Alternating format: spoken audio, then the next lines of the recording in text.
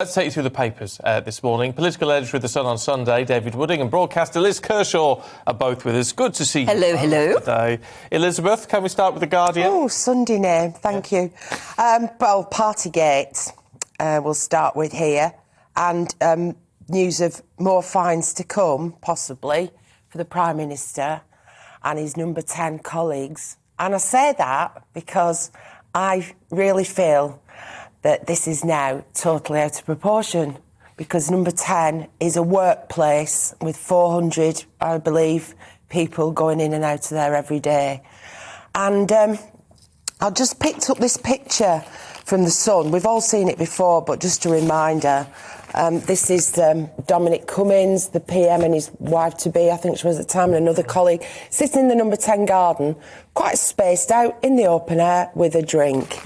And that's the subject of his first fine. And I just can't see that this is so unacceptable. And I was thinking the equivalent, perhaps, I'm sure other people might have strong views, is during lockdown, I was going into work at the BBC and Broadcasting House and doing live shows, but I also spent a lot of time sitting at my breakfast bar, and my other half, Paul, was sitting in the study.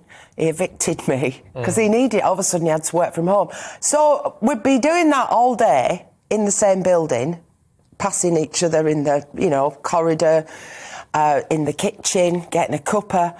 And then at the end of the day, at 5 o'clock, we'd go outside and sit in the garden and have a beer and a glass of wine. What is the difference?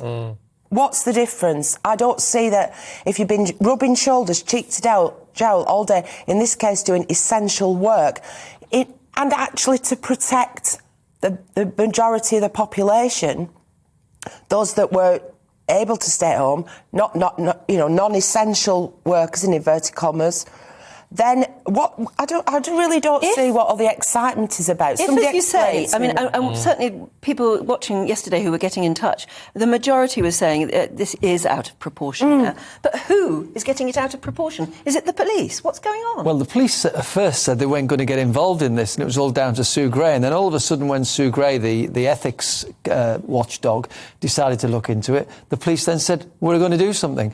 And the big problem now with the police is that this is... Talk about going long. It's being dripped out. So I expected, after weeks of waiting for the police to decide whether any fines were going to be imposed, to get a big shed load of them in one go. We're now being told there may be more next week and the week after. So if the Prime Minister gets one in a 2 weeks' time and another one in another week's time... Is that political? Well, you can't help feeling it is. Or when can Sue Gray bring her report out? Because she can't bring that report out until we've had the police report. This could go on for months. And it's that drip effect which is going to have a damaging, draining effect. A lot of people who message in say this is all the media's fault. And I do wonder, because there was a picture in one of the papers of yet another party, and Boris was stood behind someone at a desk, and there was like a bottle of champagne in the foreground. I mean, it just seemed the most ridiculous picture to claim it wasn't a party. I think it's undemocratic, to be honest. And the people who came out straight away were the usual suspects: Nicola Sturgeon of the SNP, David Lammy of Labour, and other people. And so here you are, a politician and a member of a party that has no hope in hell of winning a general election. How do you unseat the democratically elected leader of the country? By banging on about this and hoping that his own party will force him to resign. And I think a lot of the media is compliant. I think, again, that you can see the divisions between opposition, whether it's in politics or in the media, to Conservatives. And it's just being used as a tool to undo the outcome of a general election in 2019. I think, why don't Boris go to the country and say, OK, vote on it, the people decide, not the media and the opposition parties. What about though? I mean, they are setting the rules and regs. We had the very stern messages right down the barrel of the camera telling us we all had to stay at home and follow these rules. I mean, there is an argument, isn't there, to say the Prime Minister and those in his team should be living by not just the letter of the law, but the spirit of the law as well. There is undoubtedly a feeling among a lot of people who, particularly those who were unable to hug their loved ones as they were dying. Excuse me, my mum died in a care home just before lockdown, having been thrown out of an NHS hospital. We weren't allowed to go and see her. We couldn't have a funeral. I should be bitter and twisted about this.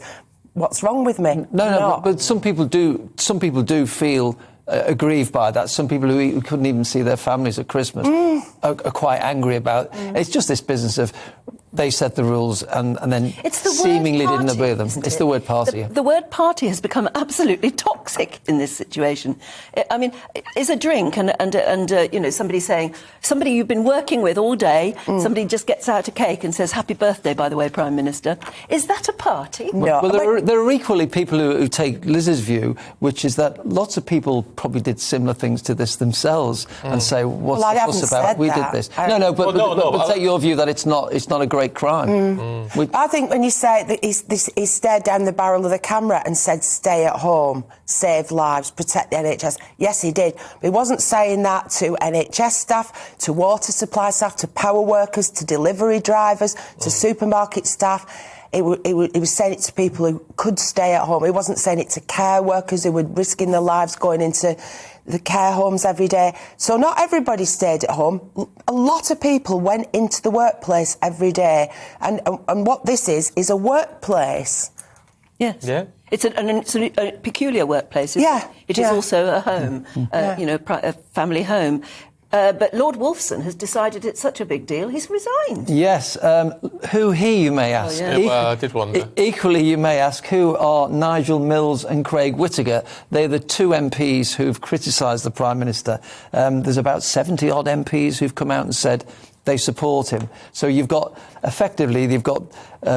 a little bit hysterical, the opposition party is saying he's got to go, he's an evil criminal.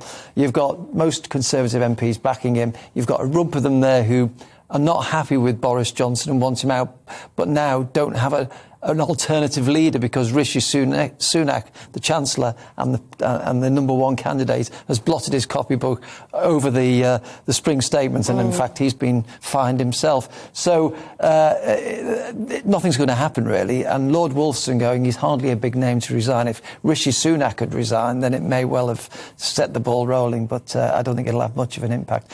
What he's trying to do as a Justice Minister in the Lords, he's basically a big name solicitor rather than a big name politician. He's trying to put pressure on the other justice ministers like Priti Patel in the Home Office, Dominic Raab in the Justice Ministry and the Attorney General to jump, but they're not going to. No. Can just introduce another idea, what's going on across the other side of Europe. We all know that the Russians have, tried to interfere in our democratic processes before in the United States and here. Influencing public opinion through social media. Can you imagine how the Kremlin's rubbing its hands in glee? They are committing genocide and the most vile human atrocities, and we are fanning about over whether somebody had a piece of cake and a sip of Prosecco. They must be rubbing their hands in glee, not to say they're not actually stirring it up with bots. Oh, I'm pretty sure they will be stirring some of it up on social media, won't they? Because they said Boris was enemy number one. Yes. So they're going to be taking advantage of it. Yes, but, but you're right. Does. What do we think, meanwhile, of Priti Patel's deal with Rwanda over illegal migrants? Instead of being allowed to be processed in Britain if they get here, they're going to be sent 4,500 miles away to Rwanda to be processed. Well, it's not an attractive destination by anybody's standards. We all know about genocide there in the 90s, and it's not a very attractive, welcoming regime now, It's very authoritarian, to be polite, and people are disappeared. And Rwanda is one of only two countries in the Commonwealth that have been adopted by the Commonwealth. No previous association, colonialism, imperialism, anything. And they have a problem with, apparently, I was reading in the Times, they have a problem with a shortage of young men because so many of their own young men are leaving, migrating to places like Britain, that they actually welcome an influx of mainly young men that have turned up on our beaches. Yes, apparently the migrants that will be flown to Rwanda will be men. Not women and children. Well, they're going to go to an internment camp or something in oh yes. Well, that's typical of what happens on Dungeness Beach every day. Gosh. And spot the woman and child. I mean, where the different people say, "Oh, why are the British people so keen to welcome Ukrainians into our home?" The situation is different. Women and children are leaving Ukraine for safety, and the men are staying on to fight. These men come from countries where there is war and trouble, but it's the young men of a certain age that come over.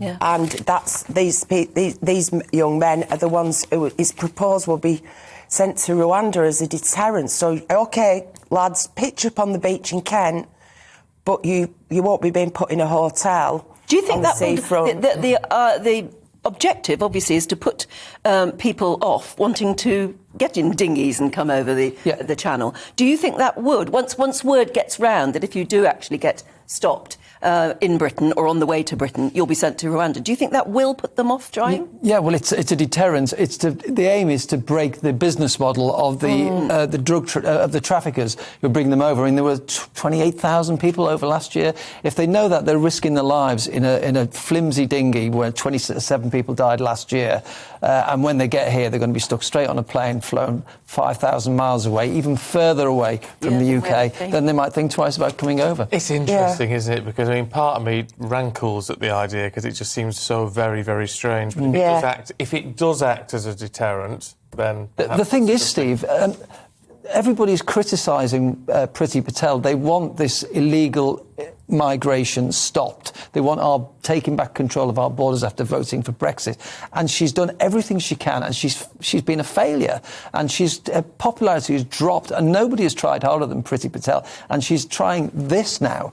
She's clearly got a will to do something. It's just that everything she does is stopped by the human right. When they land here illegally, they're put in a camp, but then human rights lawyers spend 3 years using legal aid paid for by you and me to try and get to stay here on the grounds they've got a relationship or a pet cat or whatever, and they can't kick them out, and then they vanish into the community and get jobs on the black market. Yeah, but look, we've got to leave it there for now, but we shall catch up with you two a little bit later on. Liz Kershaw, David Wooding, thank you. Thank you.